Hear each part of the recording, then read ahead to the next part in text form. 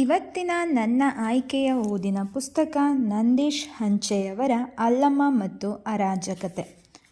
ಅದರಲ್ಲಿನ ಒಂದು ಲೇಖನ ಶಿವರಾಮ ಕಾರಂತರ ಶೈಕ್ಷಣಿಕ ಚಿಂತನೆಗಳು.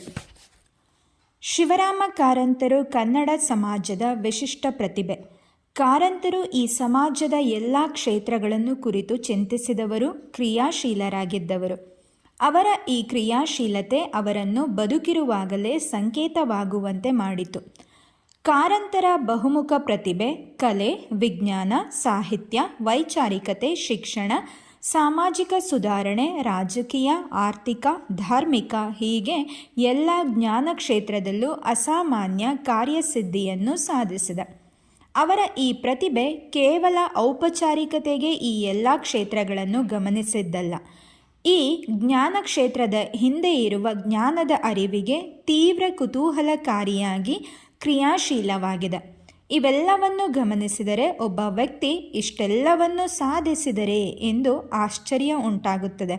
ಹಾಗೆ ನೋಡಿದರೆ ಕಾರಂತರು ನಮ್ಮ ಅರ್ಥದಲ್ಲಿ ಪರಿಗಣಿಸುವ ವಿಶೇಷವಾದ ಶಿಕ್ಷಣವನ್ನು ಪಡೆದವರಲ್ಲ.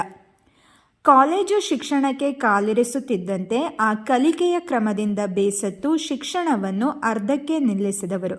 ಆದರೆ ಕಾಲಾಂತರದಲ್ಲಿ ಕಾರಂತರು ಶಿಕ್ಷಣವನ್ನು ಅದರ ವಿವಿಧ ಎಲ್ಲ ಆಯಾಮಗಳಿಂದ ಗಂಭೀರವಾಗಿ ಚಿಂತಿಸಿದವರು. ಶಿಕ್ಷಣದ ಪ್ರಗತಿಗಾಗಿ ಶ್ರಮಿಸಿದವರು.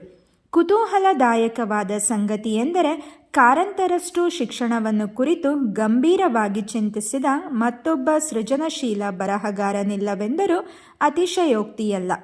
ಅವರ ಚಿಂತನೆಯ ಅಥೆಂಟಿಸಿಟಿ ಬಗ್ಗೆ ನಮಗೆ ಪ್ರಶ್ನೆಗಳಿರಬಹುದು, ಆದರೆ ಅವರ ಚಿಂತನೆಯ ಹಿಂದಿನ ಅರಿವಿನ ಹಂಬಲ ಮತ್ತು ಕ್ರಿಯಾಶೀಲತೆಯ ಬಗ್ಗೆ ಅಲ್ಲ. ಕಾರಂತರನ್ನು ಕೇವಲ ಅವರ ಕಾದಂಬರಿ ಮತ್ತು ಇತರ ಸಾಹಿತ್ಯದ ಹಿನ್ನೆಲೆಯಿಂದ ಕನ್ನಡ ಸಮಾಜ ಗಮನಿಸಿದ್ದೇ ಹೆಚ್ಚು. ಆದರೆ ಶಿಕ್ಷಣವನ್ನು ಕುರಿತು ಕಾರಂತರು ನಡೆಸಿರುವ ಅಧ್ಯಯನ, ಚಿಂತನೆ, ಪ್ರಯೋಗ ಗಮನಾರ್ಹವಾದುದು ಮತ್ತು ಮಹತ್ವದ್ದು. ಹುಚ್ಚು ಮನಸ್ಸಿನ 10 ಮುಖಗಳು, ಸ್ಮೃತಿ ಪಟಲದಿಂದ, ವಿಜ್ಞಾನ ಪ್ರಪಂಚ, ಬಾಲ ಪ್ರಪಂಚ, ಸಿರಿಗನ್ನಡ ಅರ್ಥಕೋಶ, ಅದ್ಭುತ ಜಗತ್ತು, ಕಾರಂತರ ಬಿಡಿ ಬರಹಗಳು ಪುಸ್ತಕಗಳಲ್ಲೇ ಕಾರಂತರ ಶೈಕ್ಷಣಿಕ ಚಿಂತನೆಯ ಬಗ್ಗೆ ಸಾಕಷ್ಟು ವಿವರಗಳಿವೆ. ಸಾವಿರಾರು ಪುಟಗಳು ಶಿಕ್ಷಣವನ್ನು ಕುರಿತು ಬರೆದಿದ್ದಾರೆ. ಅದರಲ್ಲೂ ಅವರ ವಿಜ್ಞಾನ ಪ್ರಪಂಚ, ಬಾಲ ಪ್ರಪಂಚ, ಸಿರಿಗನ್ನಡದ ಅರ್ಥಕೋಶ ಸಂಪುಟಗಳು ಕಾರಂತರ ಶಿಕ್ಷಣವನ್ನು ಕುರಿತ ಗಂಭೀರ ಚಿಂತನೆಯನ್ನು ಸಾರುತ್ತವೆ. ಕಾರಂತರು ಶಿಕ್ಷಣವನ್ನು ವಿಶಾಲವಾದ ಅರ್ಥದಲ್ಲಿ